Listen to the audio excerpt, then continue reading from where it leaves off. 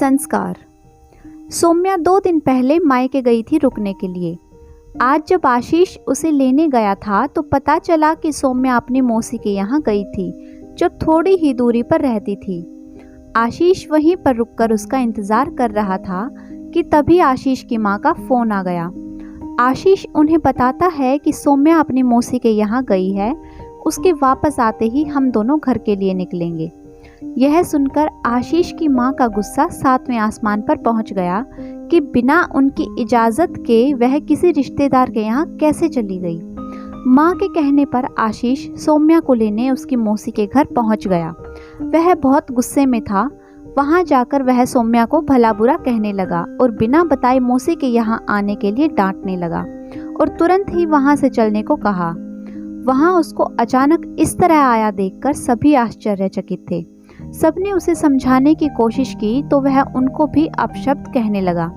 बेचारी सौम्या के शर्म और अपमान के कारण आंसू रुक नहीं रहे थे। आशीष उसे लेकर सीधा अपने घर आ गया था। घर में कदम रखते ही आशीष की माँ ने सौम्या को फटकारना शुरू कर दिया। तुम बिना घूंघट के घर चली आ रही हो और बिना बताए अपने रिश्तेदार के यहाँ चली गई, यही सिखाया है तुम्हारी माँ ने तुम्हें? सौम्या, जो आशीष के बर्ताव से पहले ही बहुत क्षुब्ध हो चुकी थी, आते ही सास के ताने सुनकर उसके सब्र का बांध टूट गया। वह बड़ी विनम्रता के साथ बोली, मम्मी जी, मेरी माँ ने मुझे बहुत कुछ सिखाया है और ससुराल में कैसे रहना है आप सिखा ही रही हैं, पर मुझे लगता है कि कुछ संस्कार आपको अपने बेटे को भी देने चाहिए थे कि दामाद होकर ससुराल में किसी के यहाँ बिना बुलाए ना पहुँच जाए और किसी का अपमान करने का अधिकार तो बिल्कुल भी नहीं है, क्योंकि संस्कारों की ज़रूरत सिर्फ बहू को ही नहीं होती है। आशीष ने सौम्या से कहा कि माँ से तुम बदतमीज़ी कर रही हो, तो सौम्या ने कहा, मैं माँ से बदतमीज़ी नहीं कर रही हूँ, बल्कि उन्हें बता रही हूँ कि जिन संस्कारों की उम्मीद वह अपनी बहू से करती हैं, कुछ संस्कार उनके बेटे में भी होने चाहिए।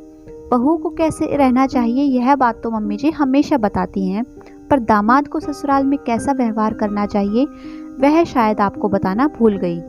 सौम्या से ऐसे जवाब की उम्मीद दोनों को ना थी।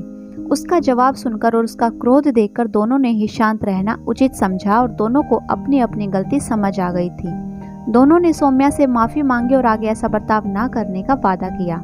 अगर आपको आज की कहानी पसंद आई है तो वीडियो को लाइक कीजिए, साथ ही चैनल को सब्सक्राइब करना ना भूलें। Thanks for watching.